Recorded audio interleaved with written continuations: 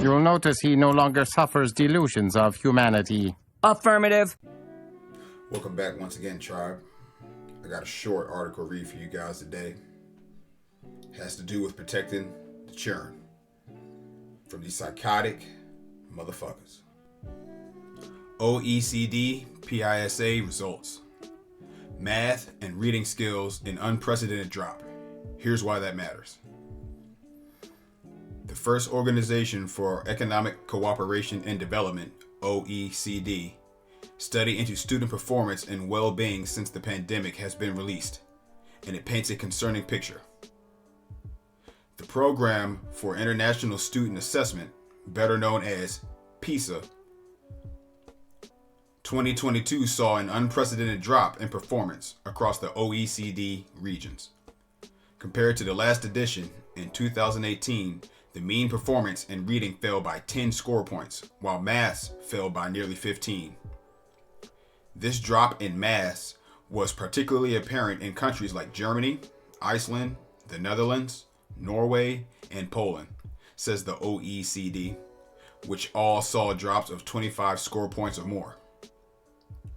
And the COVID-19 pandemic and its impact on learning is only part of the reason, with declines in math and science scores already clear before 2018. COVID probably played some role, but I would not overrate it, OECD Director of Education Andreas Schieler told a news conference. Reuters reports. There are underlying structural factors, and they are much more likely to be permanent features of our education systems that policymakers should really take seriously. Don't you just love how they act like they don't know what the hell they did? The condescending tone never ends with these people. The gaslighting never ends with these people. You see how they just brush off the experiment that they ran on us as if they never did it, or if it wasn't that consequential? Don't worry about it. What do you mean, don't worry about the mental capacity of our children? You cut them out of these schools, which really isn't the bad part. The bad part is the reasoning for why you cut them out of these schools, because it's multifaceted, multi-layered. But y'all refuse to just come out and say that y'all were running an experiment. Y'all want to act like y'all were finding something out, when really, you already knew what the lockdowns were going to do to the children in the public school system. They said COVID played a role, like there was another reason for why your kids weren't in school. But they do have a point, and I'm going to give them this one. You're right, it's not the only reason, but y'all are the only cause. I graduated in 2010, and it's only gotten worse since I've been out. So y'all not teaching these kids anything. So you compound that with yanking them out of school and terrifying them to death with media propaganda isn't really going to help. And once again, here they go trying to defer power to these punk ass policy makers. Pussy ass nigga! Because it's not law. It's policy. I don't know who the fuck these people think they are. Shit drives me crazy. I don't know them, cuz. Why the data matters. PISA was launched in 2010 and so provides a long-term picture of educational attainment across 81 OECD member countries and economies.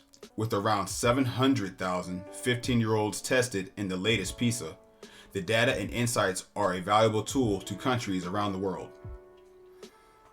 PISA 2022 helps to identify the comparative strengths of education systems that have performed well despite recent shocks, explained OECD Secretary General Matthias Cormann at the report's launch. This enables policymakers across the 81 participating countries and economies to rely on these insights, adapting them to their particular circumstances as required, and pursue reforms to education systems for a brighter, more prosperous future.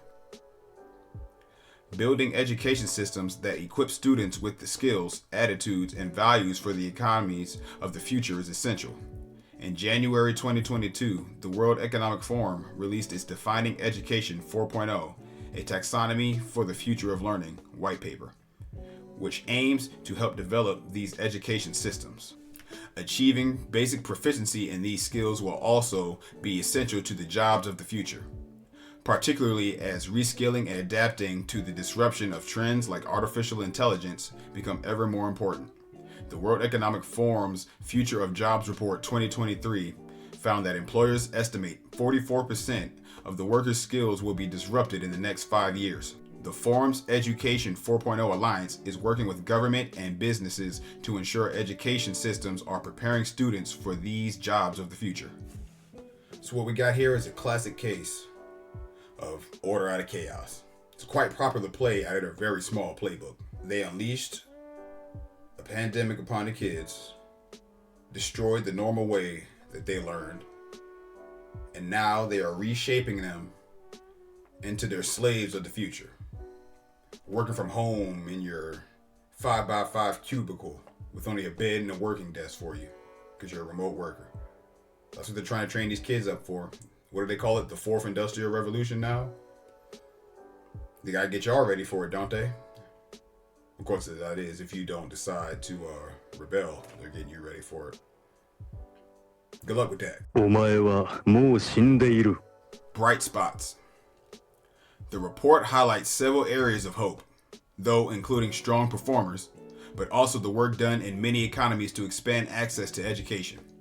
Significant progress is being made towards universal secondary education in countries like Cambodia, Indonesia, Morocco, and Paraguay, among others, it says.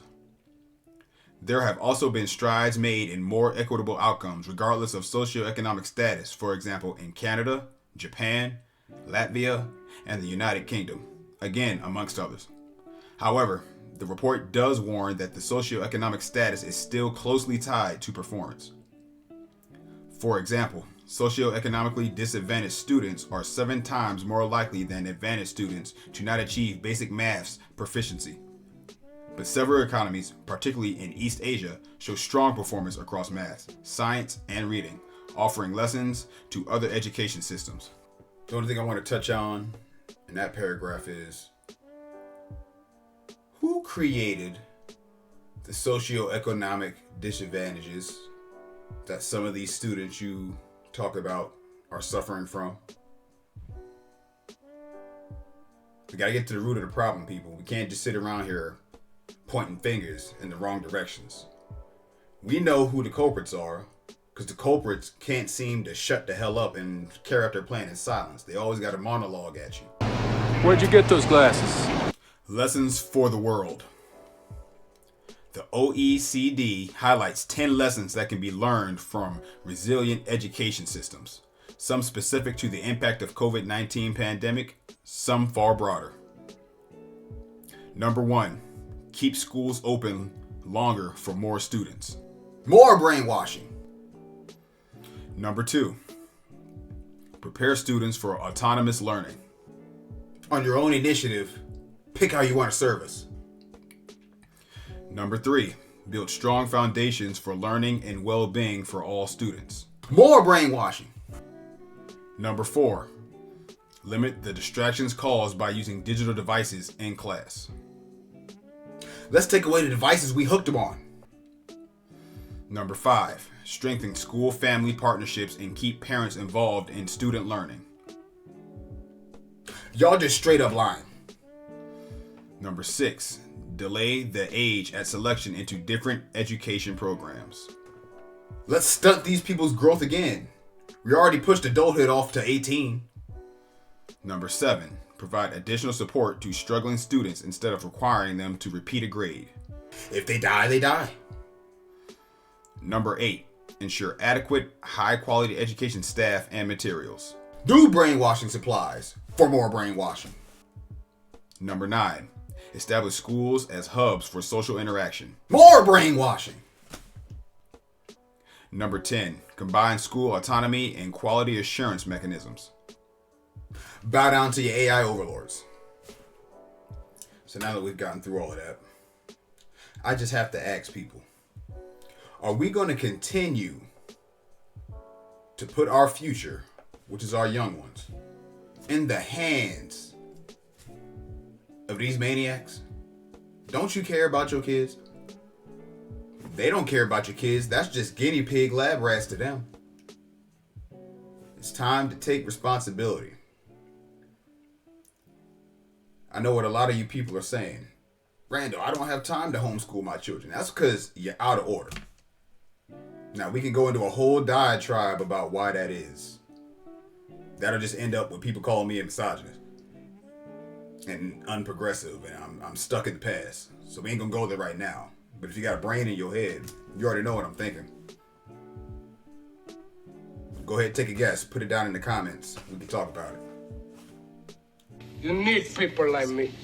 You need people like me so you can point your fucking fingers and say, that's the bad guy. Well, I'd like to thank you guys for stopping by once again.